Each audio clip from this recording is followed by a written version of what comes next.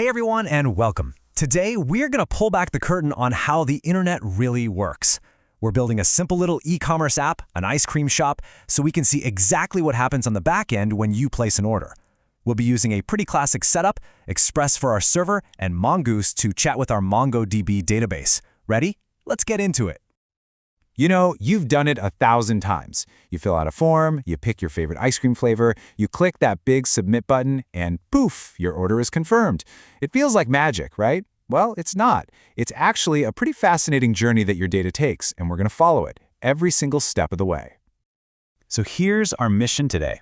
We are going to follow one single ice cream order, from the exact moment it's created in your browser, all the way to the second it's tucked away safely in a database, and you get that confirmation. By the end of this, you're going to totally get the three-tier system that makes pretty much all of modern e-commerce possible. Now, to pull this mission off, we're going to need to nail down a few key things. We'll find out what a three-tier app even is. We'll trace how that data from a simple form gets packaged up for the server. We'll see how all the different parts of our code talk to each other. And yeah, we'll even touch on why stuff like .env files are so important. Every great mission needs a team, right? Well, in our app, the team is a set of specialized pieces of software, and each one has a very specific job to do. You'll see them living in different folders in our project, like routes for handling incoming web traffic and models for structuring our data. Okay, so here's the big picture. This is what we mean by a three-tier architecture. First up, you've got the presentation tier. That's your web browser, the part you actually see and interact with. In the middle, you have the application tier. That's our server, built with Express, and it's basically the brains of the operation. And finally, the data tier. That's our MongoDB database, the long-term memory where everything gets stored. To make this a little more fun, let's give our components some personalities.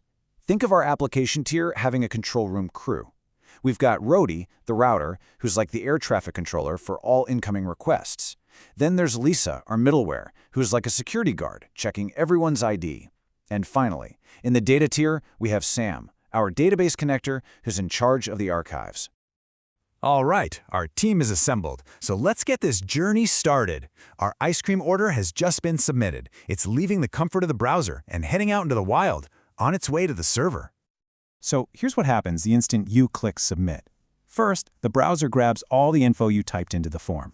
Then it bundles it all up, it encodes it into a special format. Finally, it sends that whole package to our server as a post request. It's kind of like writing a letter, sealing it in an envelope, and dropping it in the mail. And touchdown! The request has just arrived at the server's control room. This is where Rody, our Express router, takes over. It's his job to look at where the request is going and figure out exactly what to do with it. The very first thing Rowdy checks is the method. Is this a GET request or a POST request? A GET request is like asking to see the menu. You're just trying to get some information. But our order is a POST request. That's like actually placing your order. You're sending new information to be created and saved. That difference is absolutely critical. But hold on, before Rody can send the order to its final destination, it has to pass through a security checkpoint. This is Lisa's job, our middleware guardian. Middleware is just code that runs in the middle of the process. It can inspect things, clean them up, or in our case, translate the data so the rest of our app can understand it. And this line of code right here is Lisa's secret weapon. This is the express.ur-encoded middleware.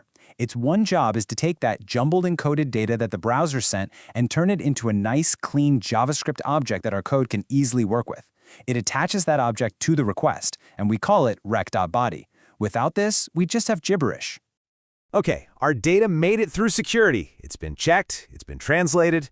Now it's time for the final leg of the journey, saving it in the database and sending a confirmation back. So now that we have that beautiful rec.body object thanks to our middleware, the final route handler can do its thing. This code basically says, hey Mongoose order model, I need you to create a new order. Here's the customer ID and the product ID from the request body. And that's Sam's cue. Sam, our database expert, takes that command from the route and carefully writes a brand new entry or document into the orders collection in our database. Just like that, our temporary request has become a permanent record. And this is what it actually looks like inside MongoDB. We've got a new document with its own unique _ID, and you see those customer and product fields? Those long, random-looking strings are the unique IDs from our other collections. That's how we link everything together and keep our data organized. One last thing. The job's not done until the paperwork is filed. The server sends a response back to the browser. This line, res.redirect, is a command telling the browser, hey, we're all good here, now go load the dashboard page. And that closes the loop. The request-response cycle is complete. So, we followed this one tiny little order all the way through the system. But let's zoom out for a second. Why do we do all this? Why build our apps in these separate tiers with all these different steps? Well, it turns out this structure is the secret to building software that can actually grow and survive in the real world. This whole idea is called separation of concerns, and it is a game changer. It means you can test your database logic without even opening a browser. You can give your website a complete facelift, that's the presentation tier, without ever worrying about breaking the server logic. And when you get super popular, you can scale each tier on its own. It just keeps everything clean, organized, and ready for whatever comes next. So, our ice cream order is safely stored in the database. Awesome, we did it. But that brings up the next big question, doesn't it? How do we get it back? How can we search for an order? Or even better, how do we add up all the orders to calculate our total sales for the dashboard?